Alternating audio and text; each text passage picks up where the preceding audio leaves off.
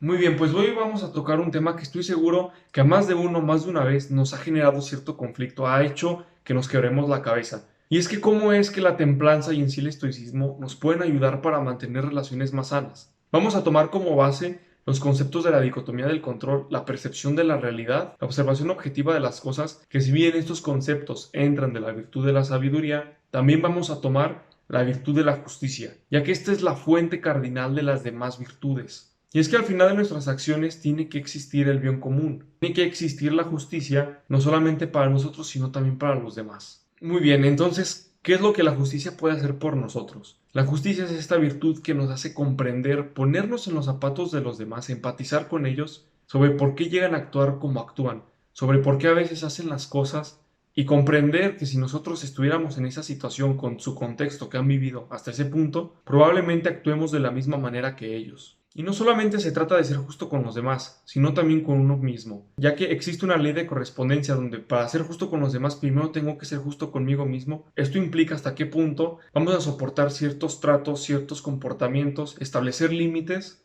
para la relación equilibrada con los demás y también con uno mismo. Porque muchas veces nosotros mismos somos los que nos hablamos muy duros, somos los que nos desprestigiamos, somos los que no creemos en nosotros. Entonces, al no ser justos en esa parte con nosotros mismos, no lo seremos con los demás. Entonces, hasta este punto se podría resumir que para mantener una relación equilibrada con los demás, sería básicamente cada quien se mantiene en sus asuntos, sin meterse en los asuntos de los demás. Y si lo llegamos a hacer, sería con la condición de que estamos dispuestos a ayudarlos y a tomar las cargas de ellos como propias. Pues sí, pero no es tan sencillo. Mira, como ya hemos revisado, los extremos no son saludables. Por un lado, mantenerte siempre enfocado en tus asuntos, solamente preocuparte por ti, nos estaría llevando al extremo de la insensibilidad, donde seamos incapaces de empatizar con las demás personas, incapaces de ayudarlos. Y por el otro extremo está el ser demasiado complacientes, el estar demasiado disponibles para ellos, tomar sus asuntos de ellos como propios, y al hacerlo entonces nos estaríamos metiendo en situaciones innecesarias. Solamente nos estaríamos desgastando. Pasa lo mismo cuando queremos controlar todo dentro de una relación, y no solamente dentro de una relación, dentro de un proyecto, dentro de un objetivo, sea cual sea la situación en la que estés, querer controlar todos los aspectos de ello es prácticamente imposible. Querer abarcar mucho es prácticamente abarcar nada. Y si en esa situación impones tu voluntad sobre la de los demás, podría funcionar en el corto plazo, pero no es sostenible a largo plazo, ya que a ninguna persona le gusta sentirse menos que otra. Y a cualquier oportunidad de rebeldía, pues van a tomar esa salida fácil. Y no solamente eso, sino que va a generar recelo y juicios ante ti por haberlos tratado de esa manera. De igual forma, la intensidad siempre va a triunfar sobre la dispersión. Si solamente nos centramos en aquellas cosas que realmente dependen de nosotros, es nuestra reacción sobre las cosas, si realmente ahí enfocamos toda nuestra atención, toda nuestra energía, todo nuestro tiempo, entonces será mucho más fácil llegar a esos objetivos, porque no importa qué situaciones se pongan enfrente, nosotros somos flexibles.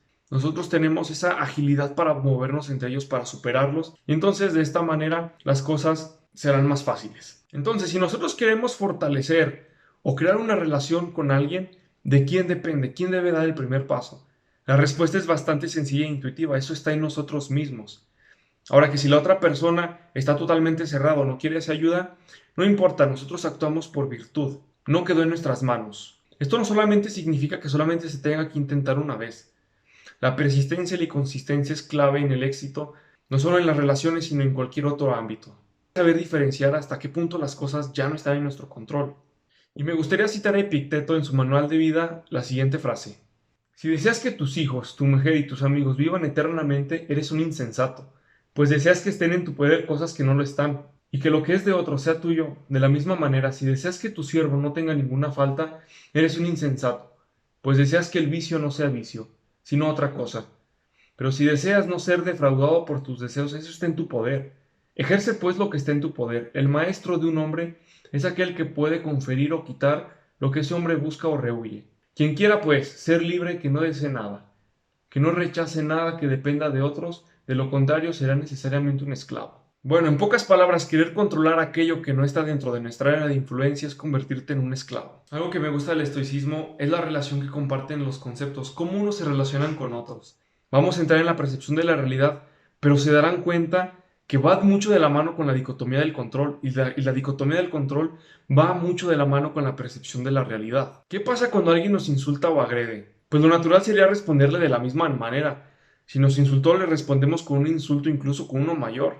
Si nos llega a golpear, créeme que lo último que queríamos no sería darle un madrazo. Y es que es algo natural, es algo que tenemos, es un juego de ego. Sin embargo, lo siguiente es una verdad que cuesta mucho y la verdad es incómoda. No nos inquietamos por las cosas que suceden, sino por la percepción que tenemos de ellas.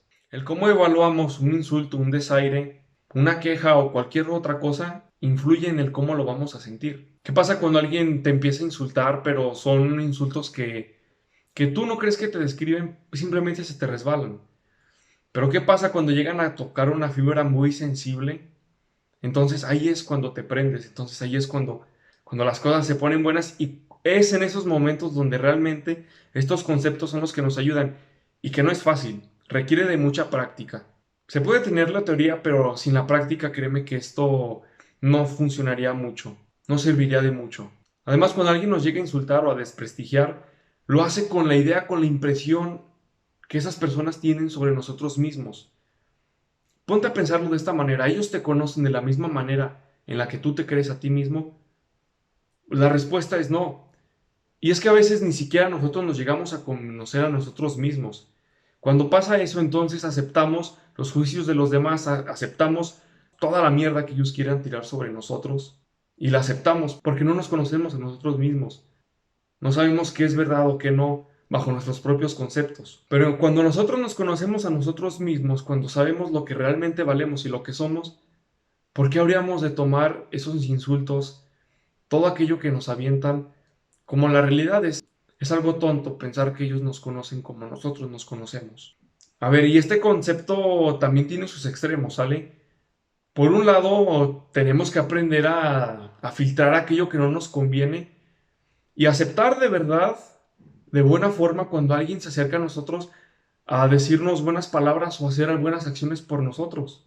Eso claro que se tiene que apreciar y se tiene que agradecer. Y es que Séneca dice la siguiente frase: seremos de mucha mayor utilidad tanto para nosotros mismos como para los demás si nos mantenemos al margen y evitamos reacciones melodramáticas. Existe un ejercicio que es muy bueno para cuando nos ponemos en una situación donde alguien nos está gritando, en una situación donde realmente alguien nos quiere poner incómodo, donde nos quiere mover, donde nos quiere sacarnos de nuestro estado, es pensar lo siguiente: si yo fuera un objeto inerte, ¿cómo actuaría? ¿Cómo actúa una roca?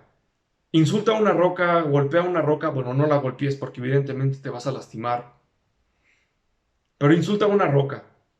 ¿Cómo reacciona la roca? No hace simplemente nada. Entonces nosotros podemos pensar en ser nosotros una roca cuando alguien intenta desquitarse con nosotros. Y no solamente consiste en hacer este ejercicio. Hay un concepto que es la observación objetiva que funciona muy bien para complementar este ejercicio. Y la observación objetiva consta básicamente de lo siguiente: ver el problema desde el mayor número de ángulos posibles para darle otra perspectiva, no solo a la nuestra. Cuando estamos en un problema simplemente vemos el problema de aquí para allá. Muchas veces no lo vemos de allá para acá, la otra persona cómo se está sintiendo, nuestras palabras qué impacto pueden tener.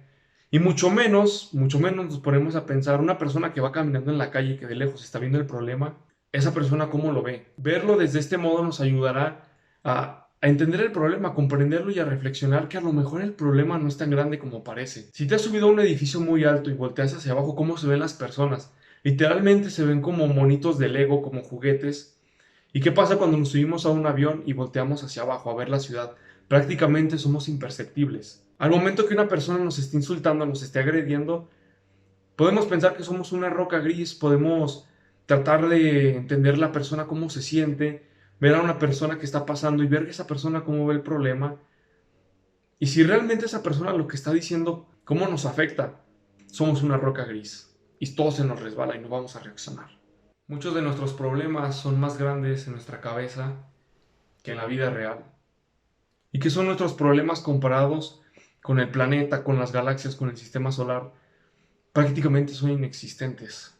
Claro que hay que saber superarlos porque no se trata de venir a sufrir aquí, se trata de venir a ser felices, pero estas herramientas simplemente nos ayudarán a cumplir de mejor manera ese propósito.